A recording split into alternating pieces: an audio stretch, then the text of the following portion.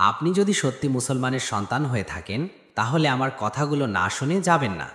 হজরত আউস ইবনে সামেদ একদিন তার স্ত্রী হজরত খাওলা বিনতে সালাবাকে নামাজরত অবস্থায় দেখলেন। তিনি সুন্দরী ছিলেন আর আউস স্ত্রীর প্রতি আসক্ত ছিলেন। যখন সে নামাজের সালাম ফিরালো তখন স্বামী তাকে কামনা করলেন। স্ত্রী তার ডাকে সাড়া না দিলে তিনি রাগান্বিত হলেন এবং তার সাথে জিহার করলেন। তারপর স্ত্রী রাসূলুল্লাহ সাল্লাল্লাহু আলাইহি ওয়াসাল্লামের কাছে আসলো এবং বলল, আউস আমাকে যখন বিবাহ করেছিল তখন আমি যুবতী ও কামনীয় ছিলাম। যখন আমার বয়স বাড়ল, সন্তানাদির সংখ্যা বাড়ল, তখন সে আমাকে তার মায়ের মতো বলল।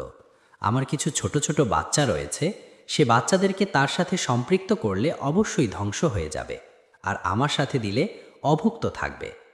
এক বর্ণনায় আছে রাসূলুল্লাহ সাল্লাল্লাহু আলাইহি ওয়াসাল্লাম তাকে বললেন, তোমার ব্যাপারে আমার কাছে ফয়সালা দেওয়ার মতো কিছু নেই।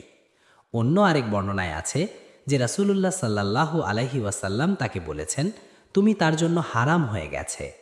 এ কথা শুনে সে বলল, ইয়া রাসূল আল্লাহ, সে তো আমাকে তালাক দেয়নি। সে আমার সন্তানদের পিতা এবং আমার সর্বাধিক প্রিয় ব্যক্তি।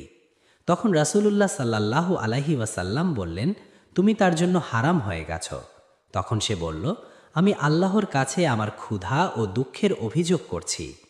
রাসূলুল্লাহ সাল্লাল্লাহু আলাইহি ওয়াসাল্লাম যতই তাকে বলছিলেন যে তুমি তার জন্য হারাম হয়ে গেছ, ততই সে ক্রন্দন করছিল আর আল্লাহর কাছে ফরিয়াদ করছিল। যখন সে এরকম অবস্থায় ছিল তখন রাসূলুল্লাহ সাল্লাল্লাহু আলাইহি ওয়াসাল্লামের মুখমণ্ডল পরিতর্বণ হয়ে গেল এবং কোরআনের এই আয়াতগুলো অবতীর্ণ হল। অতপর রাসূলুল্লাহ সাল্লাল্লাহু আলাইহি ওয়াসাল্লাম তার স্বামীকে ডেকে পাঠালেন এবং তাকে বললেন, তুমি কি গোলাম আজাদ করতে পারবে? সে উত্তরে বলল, না, আল্লাহর কসম। তখন রাসূলুল্লাহ সাল্লাল্লাহু আলাইহি ওয়াসাল্লাম বললেন, তাহলে রোজা রাখতে পারবে কি? সে উত্তরে দিল, না, আল্লাহর কসম। আমি দৈনিক একবার দুবার খেতে না পারলে আমার দৃষ্টিশক্তি লোপ পায় এবং মনে হতে থাকে যে আমার মৃত্যু আসবে।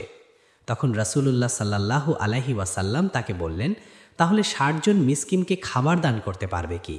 সে উত্তরে দিল, না, আল্লাহর কসম ইয়া রাসূল আল্লাহ, তবে আপনি আমাকে সদকা দিয়ে সাহায্য করলে পারব।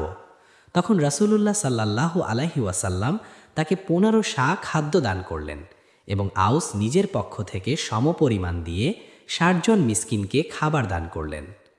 আমার কথাগুলো যদি ভালো লেগে থাকে, এসকে আনিস বাহাদুর চ্যানেল ফলো করে যাবেন। আর একটি লাইক, একটি কমেন্ট, একটি শেয়ার